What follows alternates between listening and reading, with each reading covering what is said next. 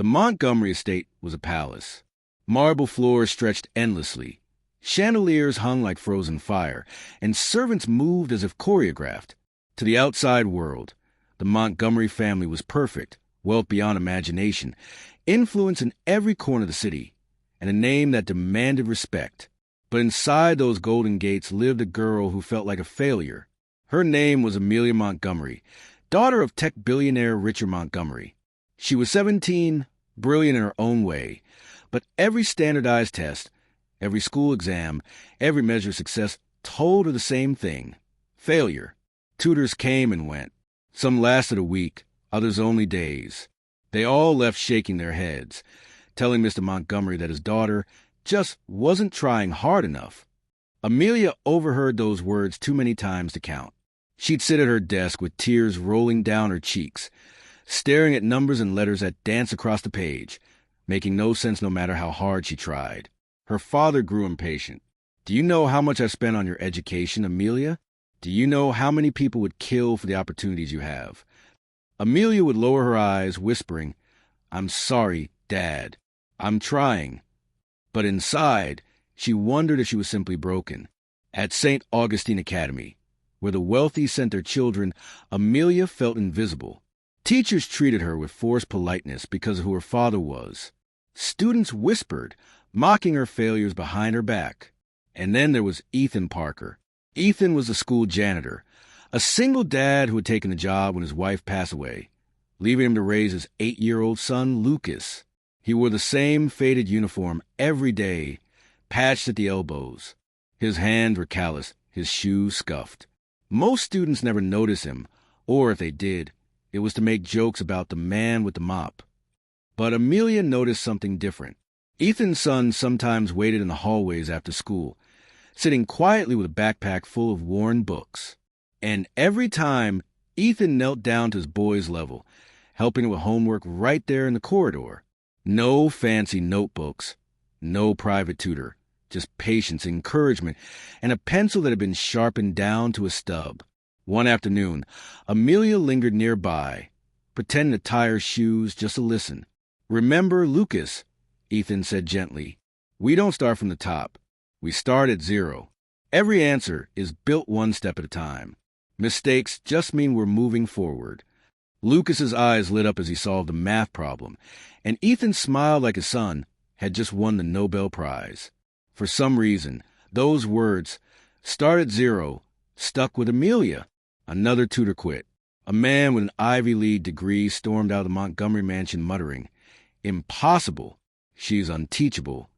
That night, Amelia sat on her bed, clutching a stack of practice exams. Red marks bled across every page. She felt suffocated. The walls of her golden cage pressed in tighter. She grabbed the papers, tore them in half, and screamed into her pillow. That was when she remembered Ethan's words to his son. Start at 0.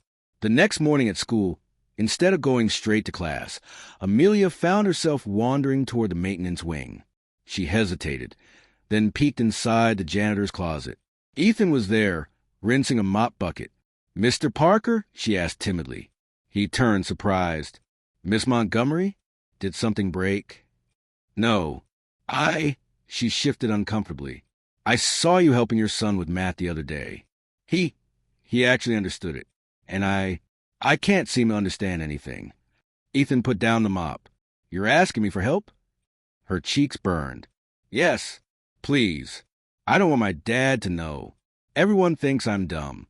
But you explained in a way that made sense." Ethan studied her for a long moment. Then he nodded slowly. "All right, but you'll need to follow my rules."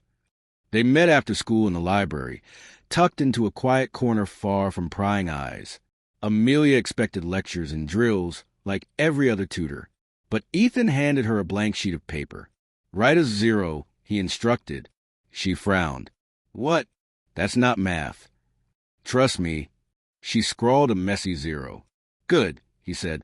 "Now write a 1 next to it." She did. "Now a 2. Then 3. After a line of numbers filled the page, Ethan smiled. "See?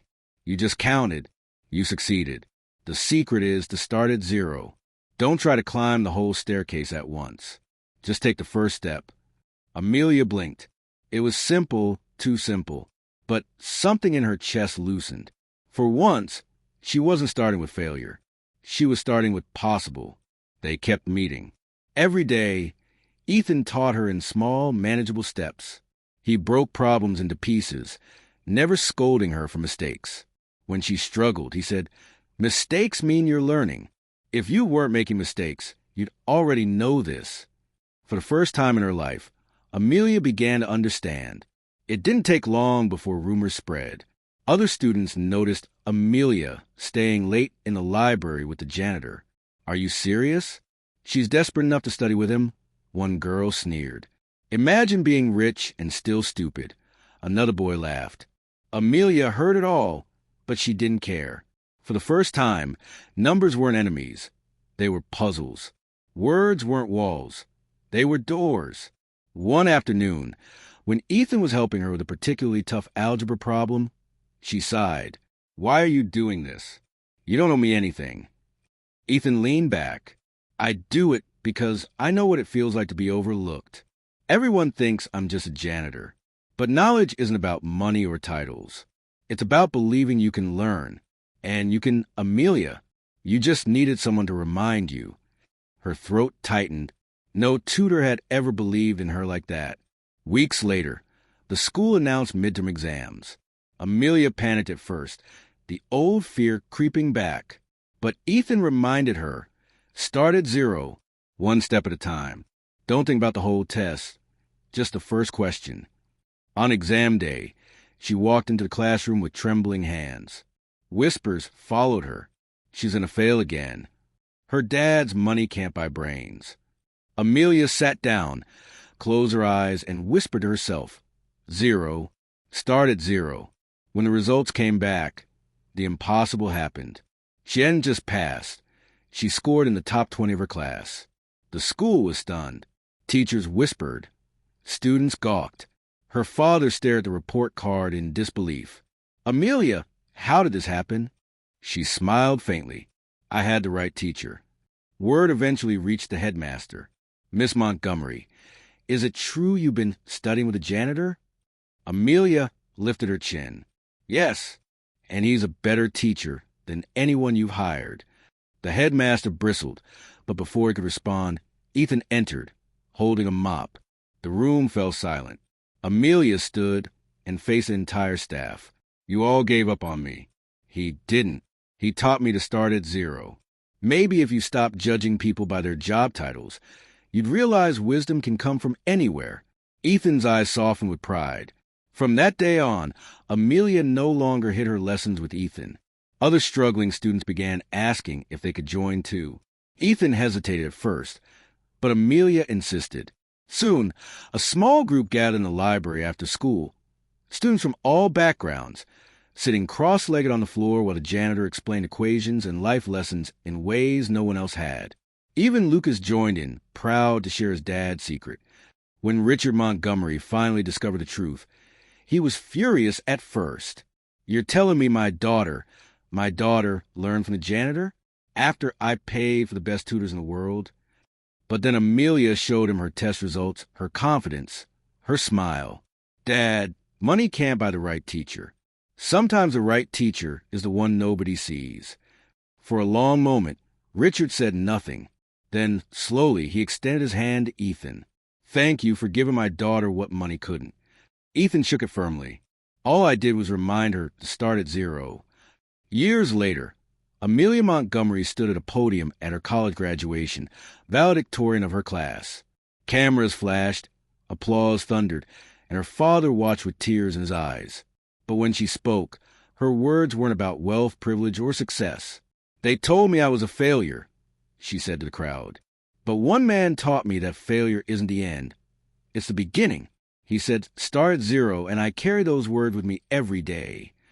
In the audience, Ethan Parker sat with Lucas, now a teenager. He clapped quietly, his eyes shining with pride. Because sometimes the greatest teachers aren't found in gilded halls or among the wealthy. Sometimes they're the ones sweeping the floors, quietly holding the secret that can change a life. Subscribe channel for more.